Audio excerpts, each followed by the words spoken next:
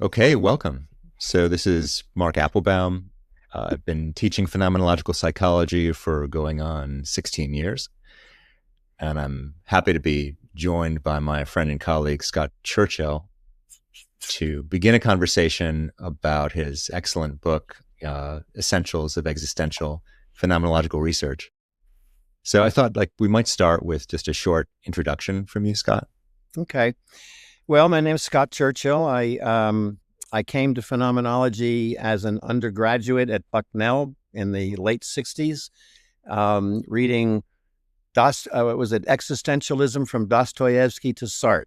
That was my first introduction to Heidegger, to Jaspers, to Sartre, Camus, and that forever changed my life. And I decided to go off in that direction. I switched from pre-med to going to Duquesne for clinical psychology, but every year that I was there in the '70s, aside from taking the required doctoral classes in psychology, I would audit classes in the philosophy department.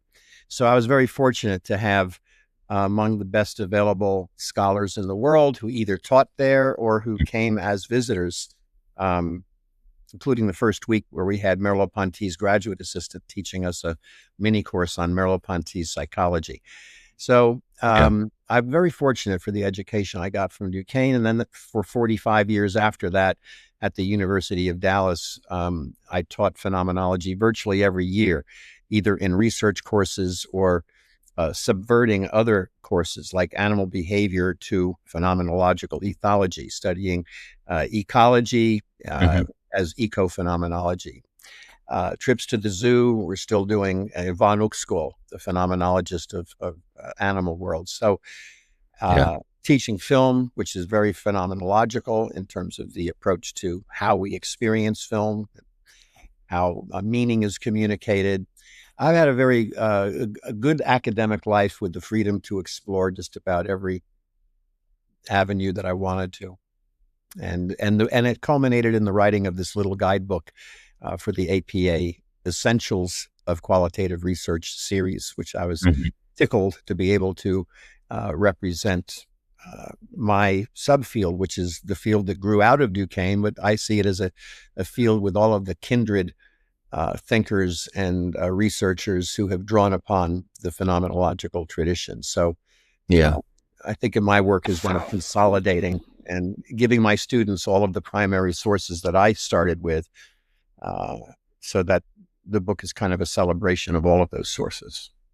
Yeah. Yeah, that's a great way to describe it. This is a book that I've been using as the core textbook in teaching graduate students of psychology uh, phenomenological research for the last 5 years, ever since the book came out, and I find it a very generous book in its inclusiveness of the whole tradition, both the philosophy, the philosophical roots, and the contributors to the psychological research method. And so, yeah, I think you called it a little book, but I think that's actually, yeah, I think that's really a huge accomplishment to kind of condense a representation of such a big tradition into what to me is a very user friendly book. But I thought to begin with, the choice of the word existential, we might start there. Sure. You're talking about a whole tradition in research. How did you arrive at choosing the word existential?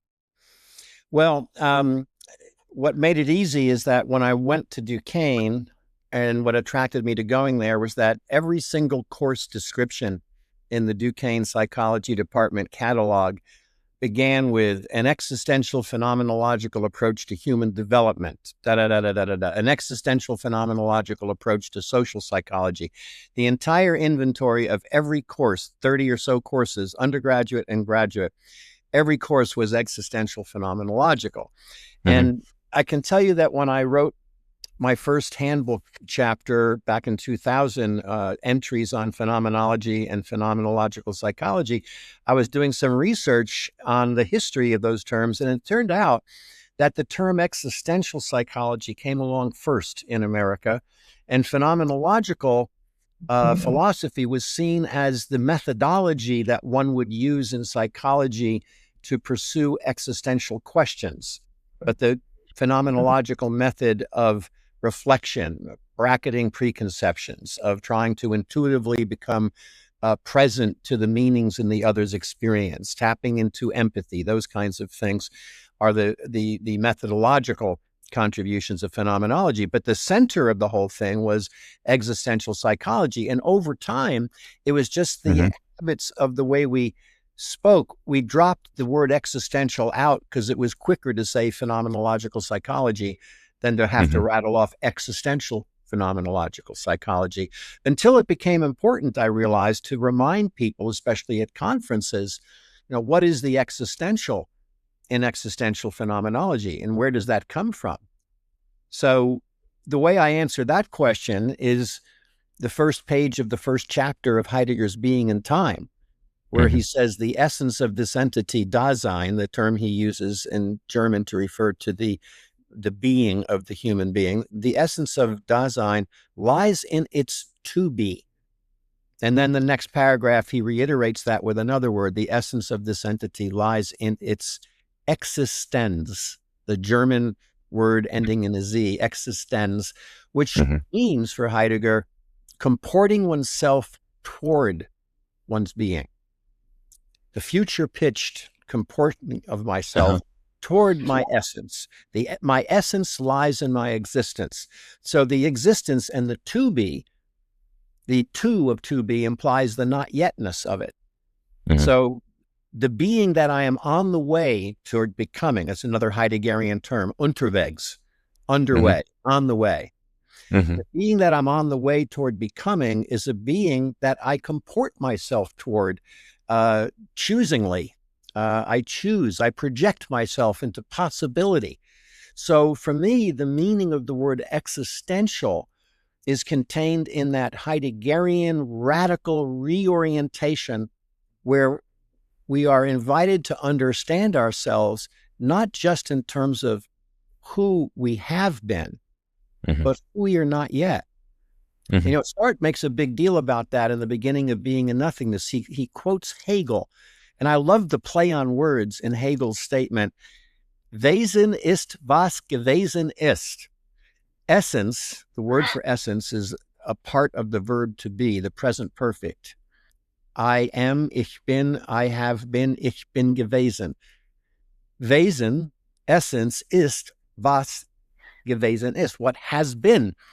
And Heidegger says, well, yeah, that may be true to some extent, but more importantly, my essence lies in my to be. My essence lies in what I'm comporting myself towards. So Heidegger reoriented our focus on defining ourselves, not looking back upon all that we have been up to this moment, starting from that moment and that thrownness into the throw of life. How do I throw myself forward, project myself into possibility? So the realm of possibility is the realm of existence, the existential. Yeah. So if we have students of psychology listening who are either taking a course using the book or who are studying or maybe writing a dissertation proposal, how does that perspective on kind of the forward-looking sense of self in relation to world, in relation to others, what's the bridge between that philosophical background and thinking about research or thinking about how do we look at human experiences? Well, I think back to an early class at Duquesne in the mid-'70s with Professor William Fisher, who was wanting to teach us the distinction between fear and anxiety. And he used an example of one of his patients who was a woman who was facing a double mastectomy. She had cancer. And back in the 70s, this was like a death sentence. And he said she experienced fear in the face of the operation. What if she died? What if she didn't make it through? But she experienced anxiety in the face of the operation about who will I be then? Who will I be after the surgery? And that idea of who will I be when this is over puts the focus on what I can control, which is how I will understand myself. I can't change the past. I can't change the medical condition I have, but I can change or I can choose the way that I pass through, the way I navigate my way through this obstacle course of dealing with the factical circumstances in which I find myself. So the focus on existence, on the to be, on how I create myself to be, on how my essence is something that is going to be something that I strive for in the future, but not something that I have already achieved in some way. That translates into psychological research in terms of the questions that we ask, in terms of how we resonate with the data that we read, how we put ourselves into the shoes of the person whose experience we're studying, always mindful about the meaning pointing to who and how does this define me to be? How does this situation, how does this medical illness, how does this setback that I've experienced, how does this define me? How do I let it define me? It's well, I'm reminded right away of a good phenomenological term, horizon or horizons. So the future horizon, the open horizon, or the horizon of how I imagine and project where I'm heading, what's going to happen, what's coming, or what might come, is that forward-looking aspect of who will I be, what will happen to me, where will I be, as constituting who I am in this moment, looking forward, something like that. Right. And then and who I have been is with me, but it's the forward looking that I think you're really underlining. Yeah, I think so. It's the projection into possibility that defines us more than where we find ourselves. It's two sides of the same coin, and Heidegger called it being a throne project, or Sartre paraphrased that as a situated freedom. That my freedom to choose is always a freedom to choose from where I find myself already situated. I learned the lesson of this when I had to undergo a shoulder surgery 15 years ago from a car accident I was in. And I was stuck in limbo for months afterward because I was trying to get myself back to where I had been before the accident so that I could pick up the pieces of my plans for a 15-month sabbatical. And somehow I was so obsessed with trying to get back upriver to where I had been so I could continue with what would have or might have been, that I lost sight of where I was and of what possibilities that were there for me in this new situation that I was finding myself in. And I took a lesson from that we have to sort of let go, accept where we find ourselves, and project ourselves anew from where we are. We can't go back. We can't get back. The same with the pandemic. How do we go back to where we were at the beginning of the pandemic? And we may have lost a lot of possibilities along the way, but the existential challenge is to find one's bearing, to navigate one's way from where we find ourselves. So there's the facticity. When Heidegger talks about a hermeneutics of facticity, how do I in my own factical life struggle to make sense of where I am and how I am and where I'm going and where I might be able to go. So it's like a world of possibility, but it's a world of possibility that is situated in the nitty-gritty of where I am. We just don't have absolute freedom. We can't just go back to where we were. We've got to begin anew from where we find ourselves. So it's a sobering lesson that we have the freedom to choose and to choose anew, but that also means sometimes letting go of where we thought we were headed. And psychotherapeutically, that's part of the challenge of being an existential therapist. How do we help the person navigate their way through the ups and the downs and what you have to let go of in order to move forward from where you are? That's where I see the existential definition of what it means to be human. Yeah. You know. Yeah. So like you, a lot of the most important influences in my encountering phenomenology now, more than 20 years ago, was philosophy. Was Husserl, Merleau-Ponty, especially those two, first of all.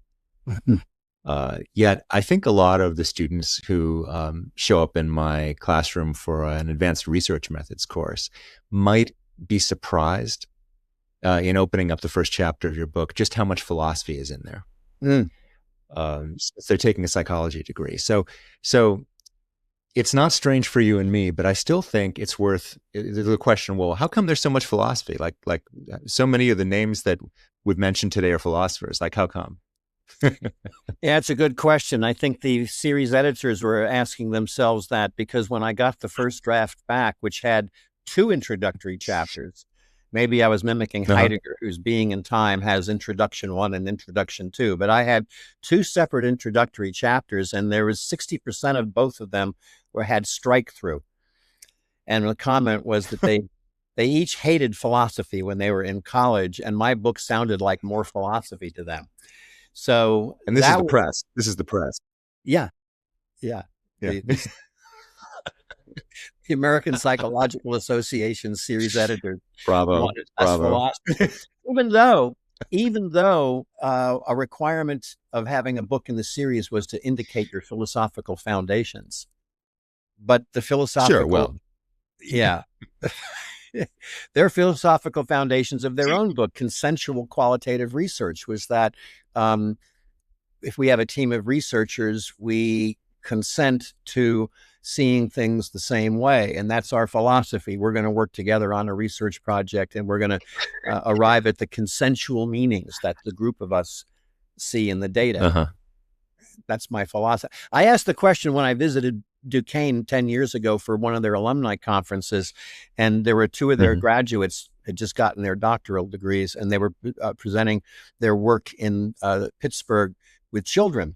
And so at the end of their presentation, I said, this is a conference on the philosophy of psychology and how it influences our work. So how would you say that philosophy influences your work with children? Well, these 2 recent graduates looked at each other almost panic-stricken, like it was a hot potato. Who's going to take it? And then one of them said, I know. And she walked over kind of and looked condescendingly down and said, well, our philosophy is we follow the lead of the child. And when we're doing therapy. Yeah, go ahead. That's it. I looked across the room at one of my professors, Bill Fisher, whose jaw dropped. Yeah. That was the most that they could say about philosophy, because they were no longer reading. What are these 2 examples? Yeah. So what are these 2 examples, the challenges in publishing a book that includes a short chapter, I have to say, but packed with philosophical references, and the grad student example. What does that tell us about the field, and why is it so critical for us to include the philosophy? Like, what is this? Because the philosophy is where the justification for what we're doing, either in therapy or in research, can be found in the inspiration of what these thinkers, whose job it was to lay out the possibilities of a discipline. So, for example, why do I go back to Wilhelm Dilthey in the late 19th century? Because he made these clear distinctions between nature, we explain with cause and effect thinking, but the life of the soul, das Seelenleben, we must understand, using the German word verstehen, which is like the Italian capisce, the horse's head and the, do you understand? So the idea of verstehen is this, using all of the powers of the psyche, not just thinking and observing, but feeling, intuiting, imagining. It's the idea that in order to capture the human, we need more than what we use when we're studying rocks and minerals and snowflakes and those kinds of things. So to teach us how we can enact the role of a psychologist in a world, in American society, where psychology has become a natural science, we need to begin with the critique of that paradigm. And Dilthey is the one who provides that. And from Dilthey, we ended up with Husserl and Heidegger coming up with their ways of understanding human existence.